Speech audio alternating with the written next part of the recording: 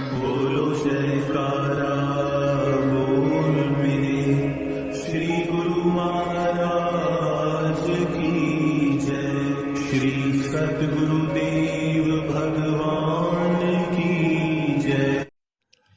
गुरुमुखो, संत जन कहते हैं कि यह मन हमारा सेवक है, परंतु हमारी अज्ञानता के कारण यह उत्खंड हो गया है और इसने हमारी आत्मा पर कब्जा कर लिया है।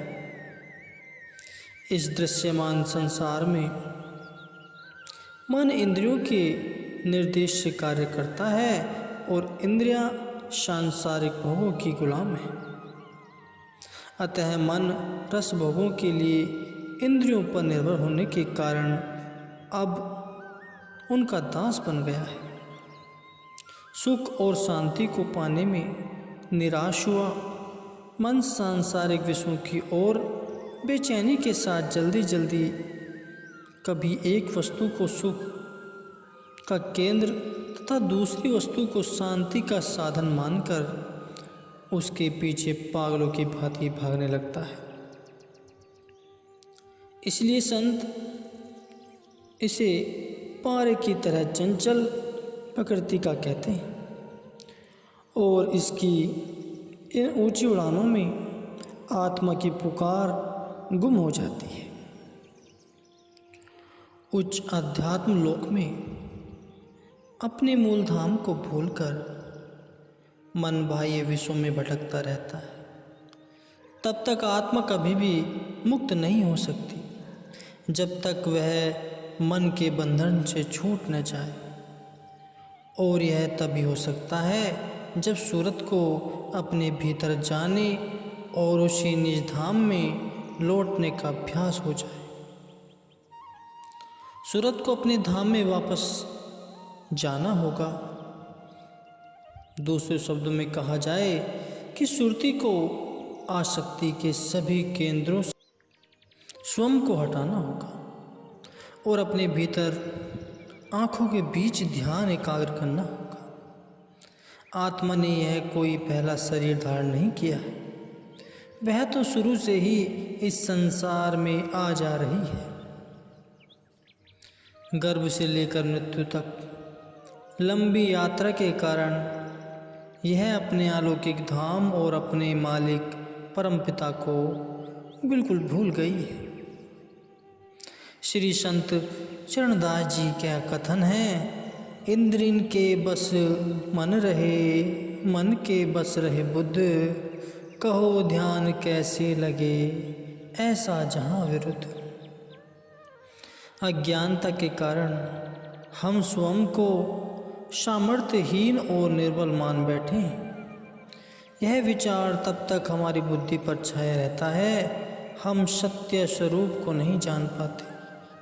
जब तक संतों के उपदेशों द्वारा शक्ति से हमारे मन और बुद्धि को झकझोर न दिया जाए, जब तक हम प्यार और घृणा, ठीक और गलत, अच्छे और बुरे भिन्न ख्यालों से छुटकारा नहीं पा सकते। जैसे एक बिगड़े हुए बच्चे को बड़ों की डांट फटकार आवश्यक है, ठीक उसी तरह मन को भी ठीक से चलाने के लिए मालिक की मजबूत पकड़ की आवश्यकता है।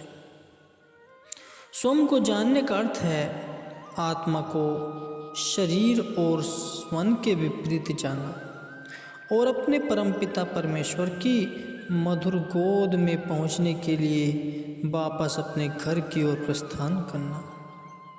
अपने घर अर्थात चैतन्य स्वरूप की ओर वापसी तभी हो सकती है जब हम स्वयं को मालिक की आज्ञा मौज के अनुसार ढाल लें और सदा उनकी आज्ञा का पालन करें। एक कवि ने कहा है, नियंत्रित मन एक स्वाभाविक भक्त सेवक है, माँ की गोद से भी बढ़कर प्रिय है। तब मन संसार की चकाचौंध में नहीं भटकता, अपितु वह अपने मालिक परमपिता की गोद के लिए तरसता है। वही कवि आगे कहता है, यह सर्वथा स्पष्ट है कि संसार और उसके विषय यदि मन में अपना स्थान बनाए रखेंगे तो मालिक को नहीं जाना जा सकता, और जब घट में मालिक का दर्शन हो जाता है तो मन संसार के बंधनों से मुक्त हो जाता है। मन में तो एक ही वस्तु समा सकती है, मालिक या उसकी सृष्टि। कबीर मन तो एक है, भावे जहाँ लगाए, भावे गुरु की भक्ति करूं, भावे विश्व कमाए। हे मनुष्य, तुम्हारा मन तो एक ही है, जहाँ चाहे उसे लगा लो, मालिक की भक्ति में अथवा इंद्रियों के रस भोगों में। आत्मा के साक्षात्कार से ईश्वर का साक्षात्कार होता है। जब हम यह कहते हैं कि यह अनंत समुद्र की बूंद है, अर्थात अनंत चैतन्य ईश्वर का अंश है, तो यह स्वाभाविक है कि इसमें अंश के वही गुण मौजूद होते हैं। यदि ईश्वर सच्चित आनंद है तो आत्मा में यह गुण अवश्य होंगे। आत्म साक्षात्कार करके ही हम जानते हैं कि हमारी वास्तविकता क्या है। तब हमें समझ नहीं आती कि शरीर, मन और बुद्धि को आत्मा मान बैठा भ्रांति है, धोखा है, और यह धोखा ही हमारे दुखों का कारण है।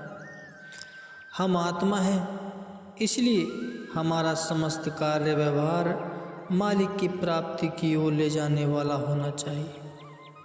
जब यह अवस्था प्राप्त हो जाती है तो दैत्य भाव समाप्त हो जाता है और एकत्व की भावना आ जाती है।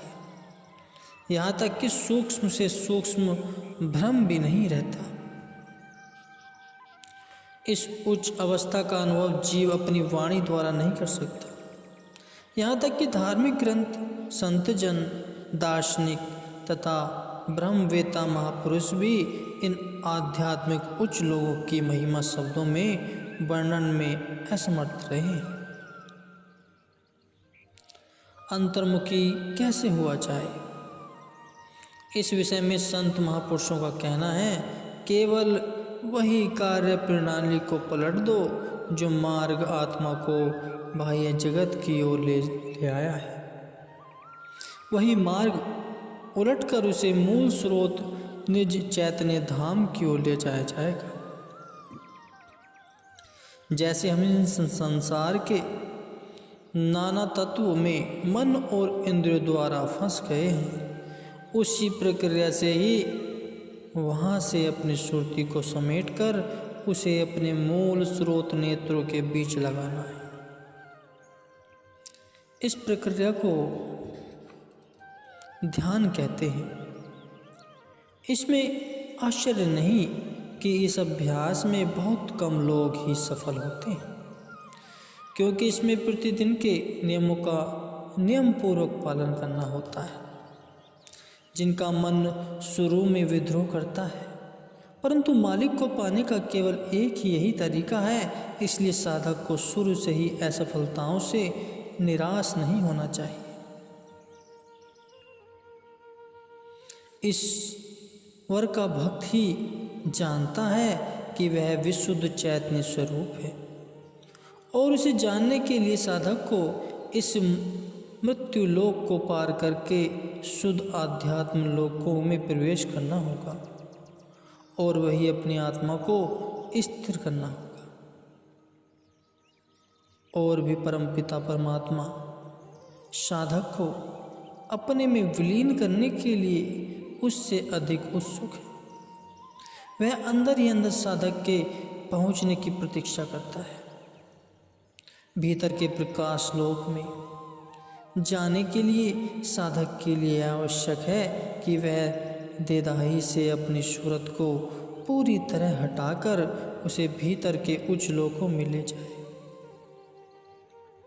यह लोक भूमध्य से शुरू होते हैं और संत मत के अनुसार यहीं से आध्यात्म लोकों की शुरुआत होती है।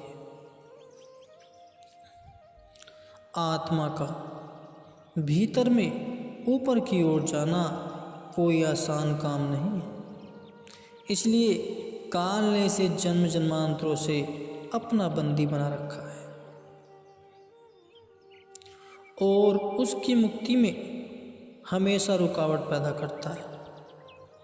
प्रारंभिक साधन अवस्था में मन को कुछ रस नहीं आता, अपितु वह तंग हो जाता है, परंतु उसे वश में करने के लिए हमें संघर्ष अवश्य करना चाहिए। इसे यह समझाना बड़ा कठिन है कि इस सांसारिक जीवन में आध्यात्मिक स्तर का जीवन श्रेष्ठ है। संत महापुरुष सृष्टि रचना और बनावट आदि की अनावश्यक चर्चा में नहीं पड़ते,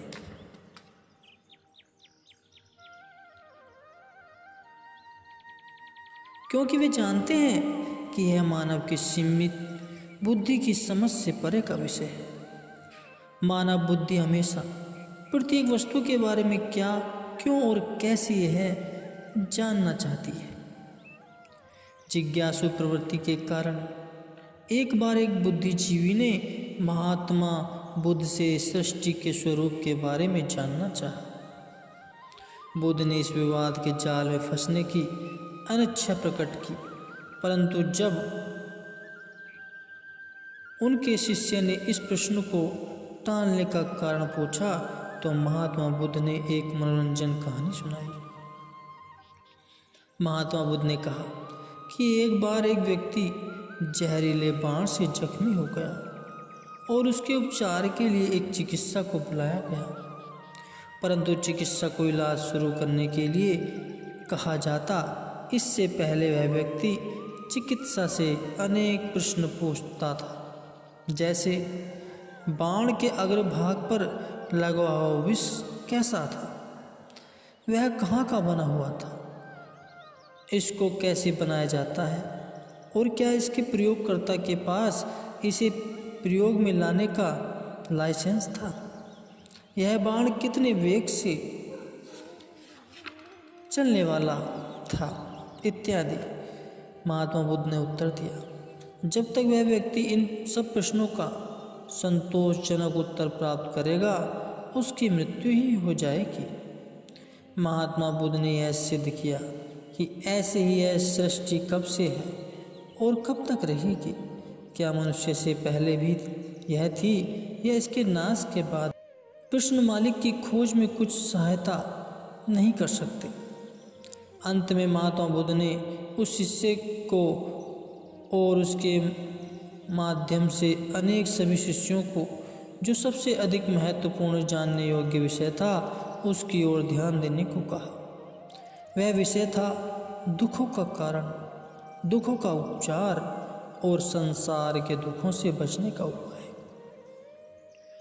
अंत में महात्मा बुद्ध ने संक्षेप में एक बहुत ही महत्वपूर्ण बात कही, जो कुछ मैंने तुम्हें समझा दिया है केवल उसे ही अच्छी तरह समझो और जो मैंने तुम्हें नहीं बताया है उसे बिना समझे ही रहने दो।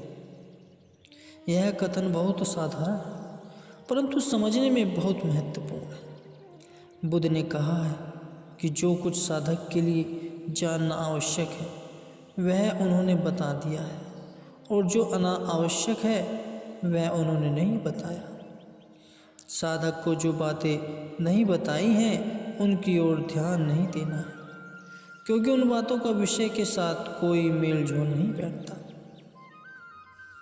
इसलिए साधक को इस बात से निश्चित रहना चाहिए कि वे सद्गुरु द्वारा बताए गए मार्ग से निश्चित ही अपनी मंजिल तक पहुंच जाएंगे और आंतरिक जगत के विषय में अनावश्यक जानकारी से उनकी बुद्धि जो पहले ही हैरान परेशान है और भी अधिक गड़बड़ा जाएगी।